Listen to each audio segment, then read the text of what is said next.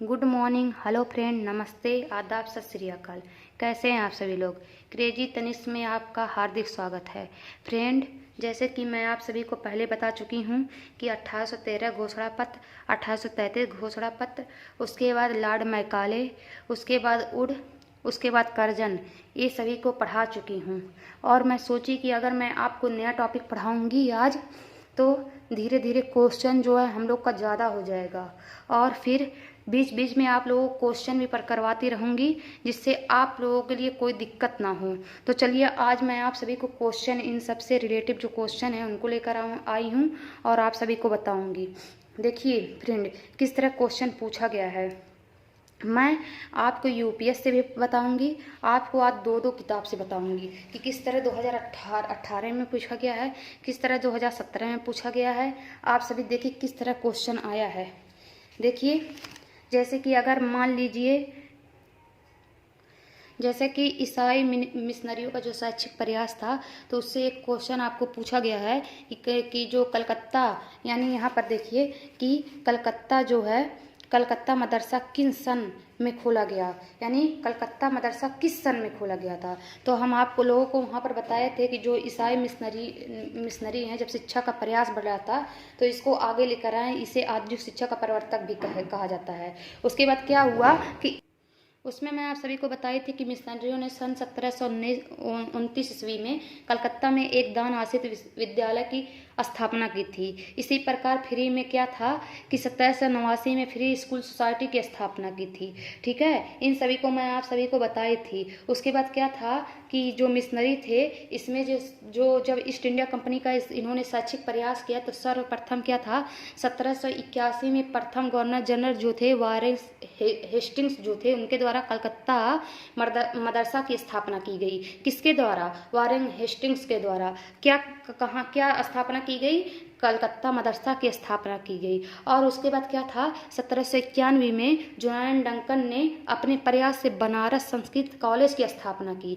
और 1800 में मैंने बताया थी कि 1800 ईस्वी में लॉर्ड वेलेजली ने कलकत्ता में फोर्ट विलियम कॉलेज की स्थापना की थी। तो देखिए, एक नंबर का क्वेश्चन यहाँ पर पूछा गया 2015 में जो है। इसके बाद यहाँ पर इस तरह है क्वेश्चन, कलकत्ता मदरसा किस सन में खोला गया? सन 1781 में प्रथम गवर्नर जनरल जो थे वारेन हेस्टिंग्स द्वारा कलकत्ता मदरसा खोला गया था। कलकत्ता पूछ लिया। अब बनारस कब था? किसने? कलकत्ता जो है इस 1781 में, और बनारस 1751 में जॉन डंकन ने अपने प्रयासों से बनारस संस्कृत कॉलेज की स्थापना की। ठीक है फ्रेंड, इस तरह आपको क्वेश्चन पूछा जाएगा 1 नंबर में। और यहाँ पर भी देख लीजिए कि भारतीय शिक्षा आयोग 1882 को अन्य किस नाम से जाना जाता है। यानी भारतीय शिक्षा आयोग 1882 को हंटर कमीशन के नाम से जाना जाता है। हम आपको बताए थे कि अगर भारतीय शिक्षा आयोग पूछे या हंटर कमीशन पूछे या हंटर आयोग, तीनों एक ही नाम से जाना जाता है। और आप बताएंगे, अगर पूछेगा भारतीय शिक्षा आयोग 1882 को किस नाम से जाना जाता है, तो आप 1882 को हंटर कमीशन के नाम से जाना जाता है, इसको बताएंगे। उसके बाद फिर है लॉर्ड कर्जन कब भारत आए। लॉर्ड कर्जन जनवरी 89 में भारत में गवर्नर जनरल होकर भारत आए। ठीक है, भारत में T89 लॉर्ड कर्जन। लेकिन हम आपको लॉर्ड कर्जन के बारे में अभी नहीं पढ़ाए हैं, आगे पढ़ाएंगे, इसमें ऐसे ही बता दिए हैं। उसके बाद क्या था, देखिए यहाँ पर 1 नंबर का क्वेश्चन ये भी है, मैकाले जो है शिक्षा द्वारा भारत में किस प्रकार का वर्ग तैयार करना चाहता था। तो हम आपको पहले ही बता चुके हैं, मैकाले जो था वो हमेशा सोचता था, वो अपने इंग्लिश को बहुत ही महत्व देता था। वो हमेशा सोचता था कि भारतीय जो है रंग रूप में भले ही भारतीय हो, लेकिन मानसिक यानी दिमाग से जो है वो हमेशा अंग्रेज होना चाहिए। ठीक है, ये हम आप सभी को बताएं, इस तरह क्वेश्चन पूछा जाएगा। उसके बाद क्या है, वुड के आदेश पत्र में, यानी वुड के आदेश पत्र में शिक्षा का माध्यम क्या निर्धारित किया गया था। तो क्या था, अंग्रेजी तथा भारतीय भाषाएं दोनों थे ना। हम आपको बताए थे कि वुड के जो आज्ञा पत्र था उसमें आपको अंग्रेजी और भारतीय शिक्षा जो है, भारतीय भाषाएं दोनों को शामिल किया गया था। जबकि जो मैकाले था वो सिर्फ अंग्रेजी भाषा को ही महत्व दिया था, ना कि जो संस्कृति, ना अरबी, ना फारसी, इन किसी को नहीं दिया गया था, यानी इन किसी को लायक नहीं समझता था। यहाँ पर देख लीजिए, यहाँ पर देखिए कलकत्ता मदरसा किस सन में खुला, 2017 में पूछा है। हम आपको बताए हैं पीछे कि किस सन में, 1781 में किसने खोला था, वारेन हेस्टिंग्स ने। कहाँ कलकत्ता मदरसा खोला था। उसके बाद फिर क्या, यहाँ पर देखिए फिर यही क्वेश्चन रिपीट किया गया है। जुनायन डंका 1791 में कौन सा बनारस संस्कृत कॉलेज की स्थापना की। उसके बाद मैकाले ने अपना विवरण पत्र कब प्रस्तुत किया। तो हम आपको पूरा डिटेल में पढ़ाए हैं कि मैकाले ने अपना विवरण पत्र जब दिया था तो 2 फरवरी 1835 में प्रस्तुत किया था। कब किया था, 2 फरवरी 1835 में दिया था। और इसमें यही सब बताया था कि प्रतिवर्ष 1 लाख रुपया जो है खर्च जो है अंग्रेजी शिक्षा पर किया जाए, और इस सब जो है साहित्य के ऊपर खर्च किया जाए। प्रतिवर्ष 1 लाख रुपया इन सभी पर खर्च किया जाए। मैकाले ये सब जो है हम आपको पीछे बताए हैं। और मैकाले ये भी बताया था कि जो वो शिक्षा है, शिक्षा का जो स्वरूप है वो अंग्रेजी भाषा में होना चाहिए। उसके बाद देखिए उड का 2017 में एक क्वेश्चन पूछा गया है। उड घोषणा पत्र के आधार पर कंपनी ने शिक्षा नीति कब घोषित किया था। तो कब घोषित, 19 जुलाई 1854 को अपना शिक्षा नीति घोषित किया था उड के द्वारा। ठीक है, इसी को जब घोषित, इसी को तो मैग्ना कार्टा कहा जाता था। ठीक है, उसके बाद यहाँ देखिए एक क्वेश्चन है कि उड के घोषणा पत्र में क्रमबद्ध विद्यालयों की स्थापना हेतु सुझाव दीजिए। अगर ऐसे कुछ पूछा जाएगा कि क्रमबद्ध हेतु विद्यालय की स्थापना किस तरह प्रकार उड करना चाहते, तो आप बताएंगे। हम आपको चित्र सहित बनाकर बताए थे कि कैसे वो कहा था कि प्राथमिक school, middle school, high school, college, विश्वविद्यालय, इस प्रकार जो है विद्यालयों का क्रम होना चाहिए, जिससे बच्चे जो हैं आपस में कनेक्ट हो सकें और अच्छे से सीख सकें। जब प्राथमिक विद्यालय से फिर मिडिल में जाएगा तो बच्चा कुछ और जानेगा, हाई स्कूल में जानेगा कुछ और जानेगा, कॉलेज में जाएगा तो और उसका विस्तार होगा, और विश्वविद्यालय में जाएगा तो पूरी तरीके से उसका विस्तार हो जाएगा। उसके बाद देखिए उड के घोषणा पत्र में प्राथमिक शिक्षा के लिए क्या सुझाव दिया गया था।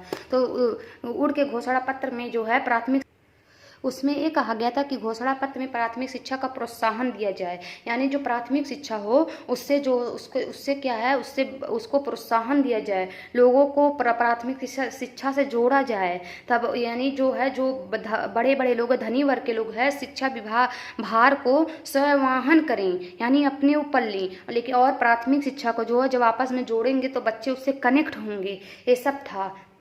उसके बाद इसमें देखिए उड के घोषणा पत्र में स्त्री शिक्षा के संबंध में क्या सुझाव दिया। उन्होंने स्त्री की शिक्षा के बारे में अनेक सुझाव दिए थे। उन्होंने क्या कहा था कि स्त्री शिक्षा को भी जो है स्कूल की स्थापना, यानी स्त्रियों को भी बराबरी में शिक्षा दिया जाना चाहिए। जब उड अपने इस घोषणा पत्र में ये बात कहे थे तो लोगों ने जो स्त्री लोग थे उनका बहुत ही हार्दिक अभिनंदन किया था दिल से। ठीक है, क्योंकि वो कह रहे थे कि स्त्री अगर बाहर जब निकलेंगी और सोसाइटी में जब ये अपना खुद का, जब लोगों को अपना, यानी लोगों के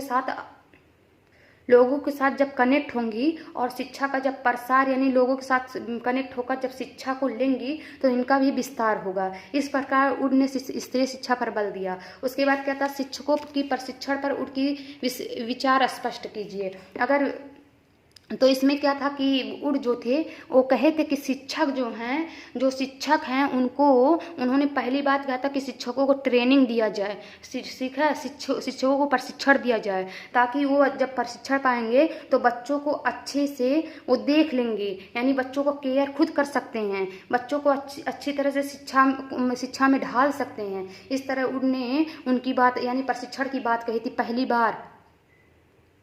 उसके बाद देखिए मिशनरी स्कूलों की प्रमुख विशेषताएं, यानी ये लॉन्ग क्वेश्चन है। मिशनरी जो है स्कूलों की प्रमुख विशेषताएं, तो हम आपको बताए थे कि इनकी निम्नलिखित विशेषताएं थी। इसमें क्या था, आधुनिक शिक्षा का विधियों का प्रयोग किया गया, और प्राथमिक शिक्षा का जो माध्यम था भारतीय भाषाएं थी। और इसमें क्या कहा गया कि इन स्कूलों में जो संडे को छुट्टी होनी चाहिए, और इन स्कूलों में ईसाई धर्म के लिए शिक्षा अनिवार्य रूप से दी जानी चाहिए। इन्हें जो ईसाइयों को धर्म की शिक्षा अनिवार्य रूप से देनी चाहिए, सभी को देनी चाहिए। विद्यालय का समय निश्चित होनी चाहिए। ठीक है, शिक्षण कार्य जो है समय पर होना चाहिए, ये सब कहते हैं। और अंग्रेजी, सभी छात्राओं को अंग्रेजी पढ़ना अनिवार्य था इसमें।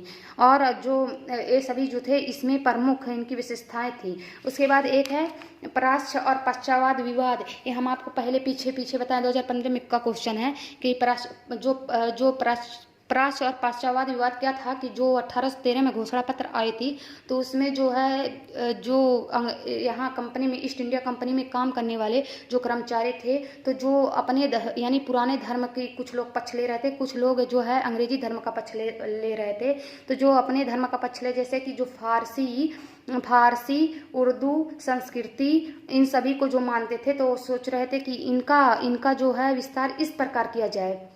इन्होंने इस भाषा पर जोर दिया। और जो नए कर्मचारी थे वो कहे थे नहीं, हम अंग्रेजी पढ़ेंगे, वो अंग्रेजी की शिक्षा पर जोर दिए थे। तो इस प्रकार दोनों में आपस में मतभेद हो गया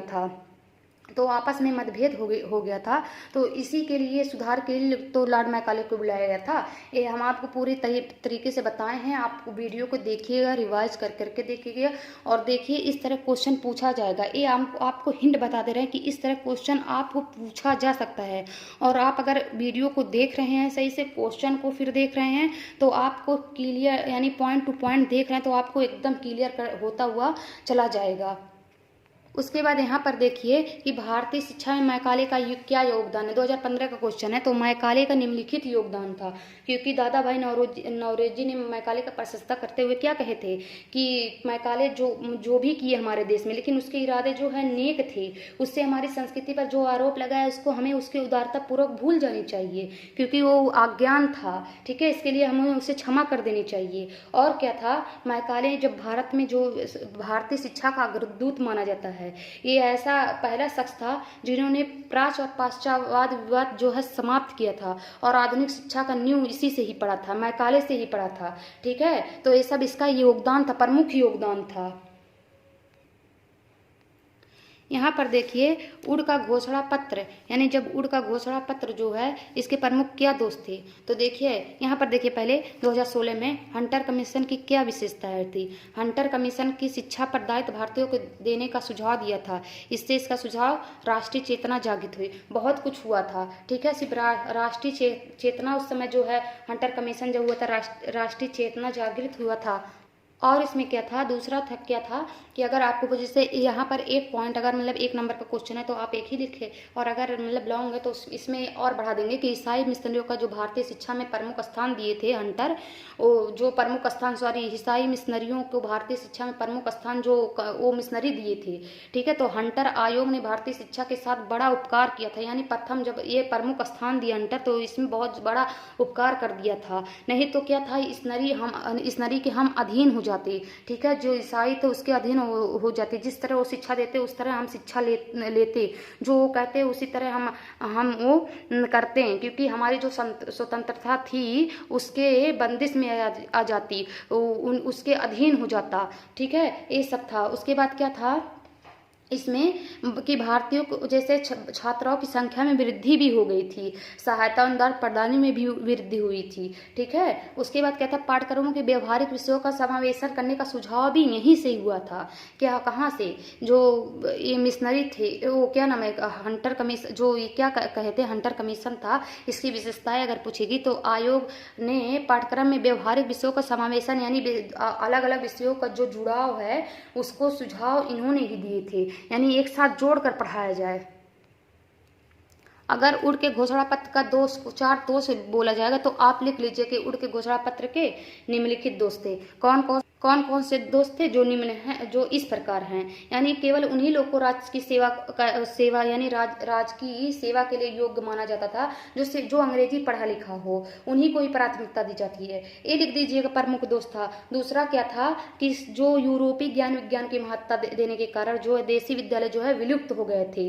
ठीक है, तीसरा क्या लिखे थे कि अंग्रेजी शिक्षा का साथ ईसाई धर्म और साहित्य का प्रसार बढ़ा और लोगों ने ईसाई धर्म बनने के लिए प्रेरित किया गया था। और चौथा क्या लिखेंगे, रटने पर बल दिया गया था। ये सब आप क्या दोष लिख देंगे।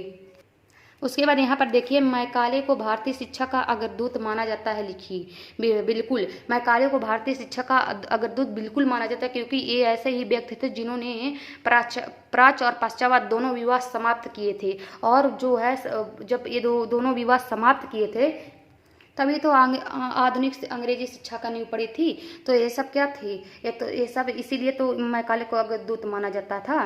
ठीक है, और इन्होंने ही ये समझ लीजिए भारत में पहले जो है शिक्षा का आधुनिकीकरण इन्होंने ही किया था। उसके बाद फिर क्या था, मिशनरी, एक क्वेश्चन 2016 में मिशनरी स्कूल की विशेषताएं। तो मिशनरी स्कूल की विषय शिक्षा का माध्यम भारतीय शिक्षा थी। मिशनरी स्कूलों की कक्षा शिक्षा प्रारंभ का श्रेय बिल्कुल दिया जाता है, क्योंकि इन्होंने ही शिक्षा का प्रसार, जब ईस्ट इंडिया कंपनी आए तो जब ये लोग देखे कि यहाँ पर जो है भारतीय जो हमारी भाषा नहीं समझ पा रहे हैं और हम भारतीयों की भाषा नहीं समझ पा रहे हैं, तो इन्होंने इसका मिशनरियों से हाथ मिला लिया और इनको कहा कि आप शिक्षा दीजिए। तो इसी में जो है प्रारंभ, शिक्षा का प्रारंभ वहीं से हुआ था। उसके बाद क्या था, मिशनरी स्कूलों में आधुनिक शिक्षा विधियों का प्रयोग किया गया। बिल्कुल आधुनिक शिक्षा जो है, जो अंग्रेजी शिक्षा है यानी आधुनिक शिक्षा जो है, न्यू शिक्षा जो है, उस पर जोर दिया गया था। कहाँ, मिशनरी ने ही। अब देखिए ये सब हम आपको बता चुके हैं। उसके बाद इस हिसाब से क्वेश्चन आपको आया है। क्वेश्चन कुछ हम पीछे दिखाए हैं और कुछ क्वेश्चन पूछा गया है, ये समझ लीजिए। हम यहाँ से क्वेश्चन उठाए हैं और दूसरी बुक से आप देखिए, दूसरी बुक से क्या क्या पूछा जाएगा, इस हिसाब से दूसरी बुक से भी दूसरा यूपीएच है, उससे देख लीजिए। ये समझ लीजिए बीटीसी का एक यूपीएच है, अब बीएड का एक, दोनों को हम कनेक्ट करके आप लोगों को बता रहे हैं ताकि आपके दिमाग में पूरा का पूरा समझ में आए और आप इसे अच्छे से कनेक्ट हो सकें और आप जाकर वहाँ पर अच्छे से लिख सकें। यहाँ पर देखिए 2 एक्ट जो है, चार्ट एक्ट 1813 का चार्ट एक्ट जो है, प्राच्य पाश्चात्य विवाद का मुख्य कारण क्या थे। देखिए 2008 में, 2016 में, 2018 में, 2019 में, फिर जो होता है 1813 का चार्ट एक्ट क्या था, फिर 1813 का चार्ट एक्ट महत्व की विवेचना बताइए। ये सब हम आप सभी को पीछे से कनेक्ट करते हुए आ रहे हैं कि जो प्राच्य यानी पुराने कर्मचारी, नया कर्मचारी, दो गुट में आपस में बढ़ गए थे। कुछ लोग जो होते हैं, जो पुराने कर्मचारी थे, वो कह रहे थे कि शिक्षा जो होता है फारसी, अरबी, संस्कृति माध्यम से होनी चाहिए, और जो नए कर्मचारी थे वो जो अंग्रेजी शिक्षा पर बल दिए जा रहे थे। इसी के लिए विवाद हो गया था। तो ये जो विवाद हो गया था, तो जो गवर्नर जनरल ने ही लॉर्ड मैकाले को बुलाए थे। लॉर्ड मैकाले जो है इन दोनों की बात आपस में सुनी। उसके बाद जो है अनुच्छेद 43 के तहत इन्होंने अपना विवरण पत्र दिया और फिर उसमें क्या था, इन्होंने ये दोनों गुटों को आपस में समाप्त किए और वहाँ से आधुनिक शिक्षा का जो होता है, वहाँ से जो होता है न्यू शिक्षा का नींव पड़ा था। तो इसीलिए जो है मैकाले को जो होता है, यानी मैकाले जो हैं उनको जो है आधुनिक शिक्षा का अग्रदूत माना जाता है। ठीक है, ये सब हम आप सभी को पहले बता चुके हैं और आप देखिए भारतीय शिक्षा का अग्रदूत माना जाता है। इसमें ये सब आप लोग लिख लीजिएगा। और ये अब देखिए दूसरा क्या था, दूसरा किस हिसाब से आपको क्वेश्चन पूछा जाएगा। देखिए लॉर्ड मैकाले का विवरण पत्र अगर आएगा, जो होता है भारतीय आधुनिक शिक्षा के प्रसार में मैकाले का भूमिका क्या है, या पूछेगा कि मैकाले का मिंट की विवेचना, या मैकाले का विवरण पत्र में भारतीय शिक्षा के इतिहास में नई दिशा प्रदान की विवेचना कीजिए, या आपसे पूछेगा भारत में आधुनिक शिक्षा के प्रसार में मैकाले की भूमिका में मूल्यांकन कीजिए, या आपसे पूछेगा कि मैकाले प्रगति पथ का प्रदर्शन कीजिए, विवेचना कीजिए। तो आप लोग उसी प्रकार से जो है मैकाले के बारे में भी पूरा सिर्फ यही 2016 में, 2019 में, 2018 में, 2012 में, 2009 में, 2017 में सब क्वेश्चन पूछा गया है। जो हम आपको पीछे बताए हैं कि मैकाले जो होता है, जो ये दोनों विवाद हुए थे उन्हीं के लिए भारत में आया था और उनको जो होता समाप्त किया, यानी प्राच्यवाद पाश्चात्यवाद दोनों शिक्षा को समाप्त किया, जिससे भारतीय शिक्षा का अग्रदूत माना जाता है। और इसी के कारण जो आधुनिक अंग्रेजी शिक्षा का नींव भी पड़ा था। ठीक है, ये सब आप लोगों को जब वीडियो देखेंगे और क्वेश्चन को कनेक्ट करेंगे और एक दूसरे से जब कनेक्ट करके देखेंगे तो आपको पूरा का पूरा क्वेश्चन मिल जाएगा। ठीक है, उसके बाद देखिए उड़ का घोषणा पत्र भारतीय एवं महाधिकार पत्र था। क्या था, विवेचना कीजिए। उड़ घोषणा पत्र 1854 की मुख्य विशेषताएं का वर्णन कीजिए। ये दूसरा, या उड़ के आदेश पत्र की कुछ महत्वपूर्ण संस्थितियों को चिन्हित कीजिए जो आधुनिक भारत की शिक्षा के लिए उपयोगी सिद्ध हो सकती है। ठीक है, या उड़ घोषणा पत्र की भारतीय शिक्षा का महाधिकार पत्र में क्यों कहा जाता है। देखिए 2019, 2016, 2013, 2017, 2018, 2008, उसके बाद देखिए सन 1854 के उड़ के आदेश पत्र की प्रमुख सिफारिशें क्या थी। आधुनिक भारतीय शिक्षा के इतिहास में इसका आदेश की समीक्षा कीजिए। 2012 में, 2019 में पूछा गया है। ठीक है, आपको इस तरह उड़ के बारे में आप पूरा उड़ को कब उड़ आए थे, उसको क्यों डिस्पेंस नियम का, उसी विशेषता क्या थी, उनके क्या दोष थे, उन्होंने शिक्षा पर क्या प्रभाव डाला, ये सब वीडियो देखिएगा और आप इस तरह करते हुए चले जाइएगा। जब दोनों से कनेक्ट करेंगे तो आपको सब कुछ आएगा और हम आपको बता भी चुके हैं। यहाँ पर एक क्वेश्चन देखिए, हम आपको भूल गए हैं बताना। देखिए यहाँ पर क्या है कि ये इम्पॉर्टेंट है कि मैकाले द्वारा अपने विवरण पत्र में कौन सा ध्येय वाक्य लिखा। अगर ध्येय वाक्य पूछेगा तो वो मैकाले वही कहते कि एक अच्छे यूरोपीय पुस्तकालय की एक अलमारी का साहित्य भारत और अरब के संपूर्ण साहित्य के समान है। यानी उसका जो मैकाले क्या कहते हैं कि जो यूरोप के एक सिर्फ पुस्तकालय जो है उसकी सिर्फ एक अलमारी जो है वो भारत के सभी साहित्य और अरब के सभी साहित्य, यानी जो भारत और अरब में जितने संपूर्ण साहित्य पाए जाते उसके समान हैं। और जो है देखिए शिक्षा का छनाई और निषेधन सिद्धांत में क्या आशय है, ये जरूर पूछेगा आपसे कहीं ना कहीं आप देखने को मिलेगा, चाहे 1 नंबर क्वेश्चन में, चाहे लॉन्ग आंसर में, चाहे देख लीजिएगा आपको ये जरूर दिखाई देगा कि शिक्षा का छनाई या निषेधन सिद्धांत से क्या आशय है। तो आप बताएंगे कि इसका मैकाले जो है वो कहे थे कि उच्च वर्ग को शिक्षा दी जाए जिससे जो है निम्न वर्ग के लोगों तक शिक्षा खुद आपस में पहुंच जाए। यानी जब आप उच्च वर्ग के लोगों को शिक्षा देंगे तो निम्न वर्ग तक शिक्षा आसानी से खुद पहुंच जाएगी। ठीक है, ये मैकाले का जो है छनाई का सिद्धांत इसी को कहा जाता है। उसके इसी तरह जो है आप लोगों को जो है भारतीय शिक्षा आयोग हंटर कमीशन 1882 के बारे में पूछेगा कि उसका क्या उद्देश्य था, उसकी क्या सिफारिशें या क्या सुझाव थी और उसकी नियुक्ति क्यों हुई थी। तो आप यही सब बताएं। अगर नियुक्ति पूछेगा तो आप बताएंगे 3 फरवरी सन 1800 ईस्वी में उनकी नियुक्ति हुई थी।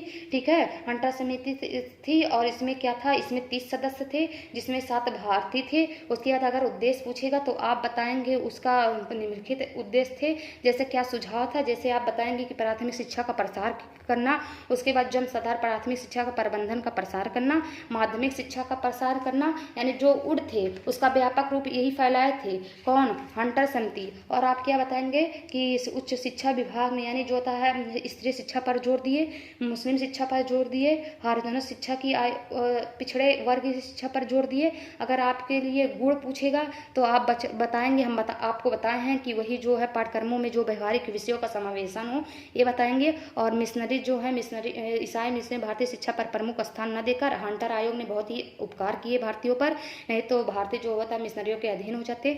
उसके बाद अगर दोष पूछेगा तो आप लोग दोष के बारे में बताएंगे कि हंटर आयोग मुसलमानों की शिक्षा के लिए पृथक से यानी अलग से सिफारिश की थी, इससे देश में जो है सांप्रदायिकता उत्पन्न हो गई थी। और इसमें आप क्या कहेंगे कि इस आयोग ने जो है प्राथमिक शिक्षा की दायित्व स्थानीय संस्थाओं के ऊपर डाल दिया था, जिससे जो संस्थाओं के पास इतने धन नहीं थे कि वो जनसाधारण शिक्षा की उचित प्रकार की व्यवस्था कर सके। और अगर पूछेगा क्या प्रभाव पड़ा देश पर, यानी भारतीय शिक्षा हंटर आयोग का इस पर क्या प्रभाव पड़ा, तो आप बताएंगे छात्राओं की संख्या में वृद्धि हुई, सहायता अनुदान प्रणाली में वृद्धि हुई, छात्रों को अधिक प्रसार हुआ, भारतीय शिक्षित वर्ग के प्रति रुचि उत्पन्न हुई, भारतीय शिक्षा प्रधान बन गई। इसके यानी शिक्षा जो होता है उस समय जो होता है एग्जाम जो थे, जो परीक्षा था उसमें जो लोगों को समझ में आने लगा कि परीक्षा देने से क्या हानि होता है क्या लाभ होता है। ठीक है फ्रेंड, यानी हम आपको पूरा क्वेश्चन करवा चुके हैं। आप वीडियो देखिएगा उसके बाद क्वेश्चन देखिएगा और आप प्लीज़ लाइक सब्सक्राइब करना मत भूलिए। और आप लोग अगर देख रहे हैं तो एक बार मेरी मेहनत की वजह से आप लोग लाइक और सब्सक्राइब प्लीज़ कर दीजिए, क्योंकि आप लोग अगर मुझसे लाइक करेंगे सब्सक्राइब करेंगे और लोग मुझसे जुड़ेंगे तो मेरा उत्साह मनोबल और बढ़ेगा। इस हिसाब से हम आप लोगों को और अच्छे से पढ़ाएंगे। और अगर मुझसे कोई कमी हो रही तो आप नीचे कमेंट में लिखिए ताकि हम उस कमी को, अपने अंदर की जो कमी है उसको सुधारें और आप लोगों के सामने और अच्छे से लेकर क्वेश्चन आए और अच्छे से लेकर जो व्याख्या अपना लेकर आए, ताकि आप लोगों के दिमाग में पूरा फिट, मेरी उम्मीद बस यही है कि आप लोगों के दिमाग में पूरा फिट करना, ना कि पढ़ाना। हम सोच रहे हैं कि हम अगर पढ़ाएंगे तो आप लोगों को समझ में, पढ़ाने से ज़्यादा दिमाग में फिट करना ही मायने रखता है। हम सोचते हैं हम जो भी कुछ पढ़ाएं, हम जिस हिसाब से बच्चे के दिमाग में फिट किया जाता है उसी हिसाब से हम आपके दिमाग में फिट करना चाहते हैं। ठीक है, और अगर आपको अच्छा प्लीज़ लगे तो आप मेरे वीडियो को शेयर जरूर कीजिए, जरूर कीजिए और लाइक सब्सक्राइब करना प्लीज़ मत भूलिए। चलिए, थैंक यू, धन्यवाद। जय हिंद, जय भारत।